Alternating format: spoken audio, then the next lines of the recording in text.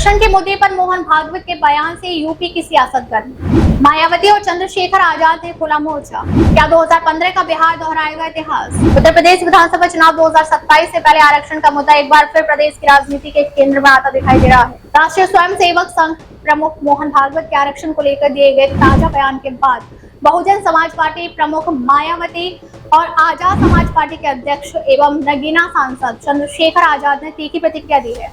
दोनों नेताओं के बयानों के बाद राजनीतिक गलियारों में चर्चा तेज हो गई है कि क्या आरक्षण का मुद्दा आने वाले विधानसभा चुनाव में बीजेपी के खिलाफ एक बड़ा राजनीतिक नैरेटिव बन सकता है। मोहन भागवत ने जेन ज़ी छात्रों के साथ संवाद के दौरान आरक्षण को लेकर कहा कि इसे राजनीतिक मुद्दा बना दिया गया है, जिसके कारण समाज में कड़वाहट पैदा हुई। उन्होंने कहा कि आरक्षण मूल रूप से सामाजिक एकता और सामाजिक भेदभाव को दूर करने के उद्देश्य से लाया गया था।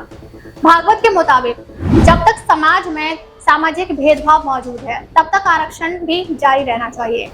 आरएसएस प्रमुख ने डॉक्टर भीमराव अंबेडकर के विचारों का उल्लेख करते हुए कहा कि अगर उनके सुझावों को ईमानदारी से लागू किया जाए तो आरक्षण को लेकर कोई समस्या नहीं होनी चाहिए। उन्होंने यह भी कहा कि आरक्षण का उद्देश्य लोगों का उत्थान करना है, न कि इसे हमेशा के लिए जारी रखना।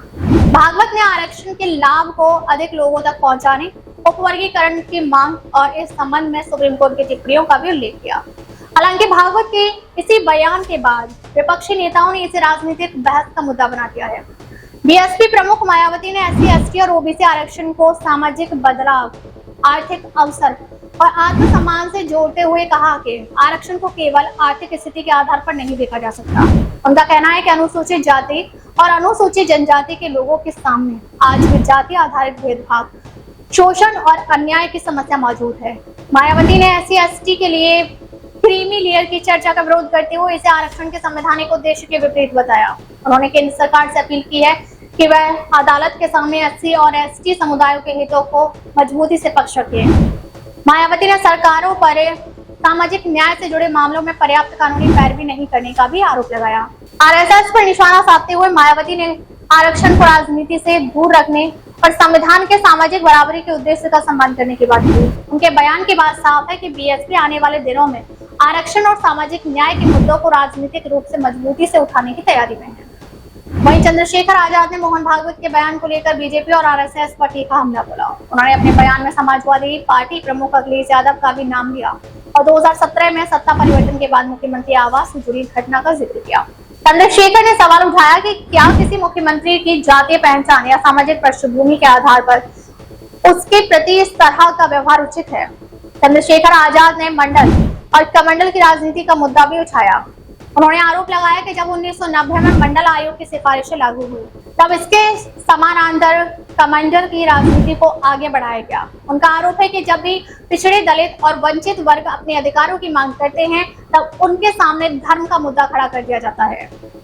नगीना सांसद ने मंडल आयोग की सिफारिशों को पूरी तरह लागू करने की मांग करते हुए सरकार को चुनौती दी कि यदि सरकार सामाजिक न्याय के मुद्दे पर गंभीर है तो आयोग की सभी सिफारिशों को लागू किया जाए। आरक्षण के मुद्दे पर मायावती और चंद्रशेखर की सक्रियता ने 2015 के बिहार विधानसभा चुनाव की यादें भी ताजा कर दी है। उस समय चुनाव से पहले मोहन भागवत ने आरक्षण व्यवस्था की समीक्षा की जरूरत की बात कही थी।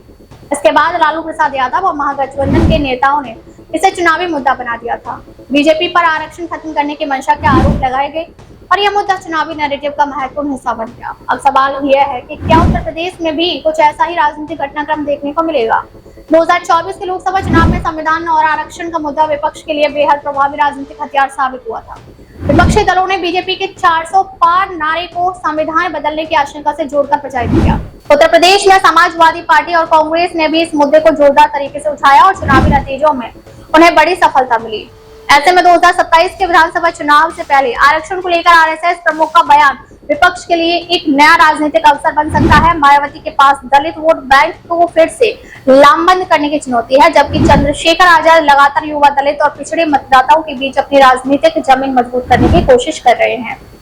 दूसरी तरफ अखिलेश यादव और कांग्रेस भी सामाजिक न्याय और संविधान के मुद्दे को चुनावी रणनीति का हिस्सा बना सकते हैं।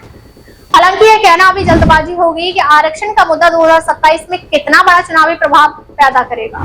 बीजेपी के सामने चुनौती यह होगी कि वह भागवत के बयान को लेकर उठ रहे राजनीतिक सवालों का किस तरह जवाब देती है और अपने सामाजिक समीकरण को कैसे बनाए रखती है। कुल मिलाकर मोहन भागवत के आरक्षण संबंधी बयान ने उत्तर प्रदेश की राजनीति में एक नई बहस जरूर छेड़ दी है। मायावती और चंद्रशेखर आजाद के आक्रामक तेवरों के बाद अब नजर इस बात पर है कि समाजवादी पार्टी, कांग्रेस और बीजेपी इस मुद्दे को किस तरह आगे बढ़ाते हैं। 2027 का विधानसभा चुनाव अभी दूर है, लेकिन आरक्षण और संविधान की राजनीति ने उसका एजेंडा अभी से तय करना शुरू कर दिया है। अब बड़ा सवाल यही है कि क्या यूपी में आरक्षण का मुद्दा बीजेपी के लिए 2015 के बिहार जैसा राजनीतिक संकट खड़ा कर पाएगा, या इस बार बीजेपी इस नैरेटिव को बनने से पहले ही रोक देगी।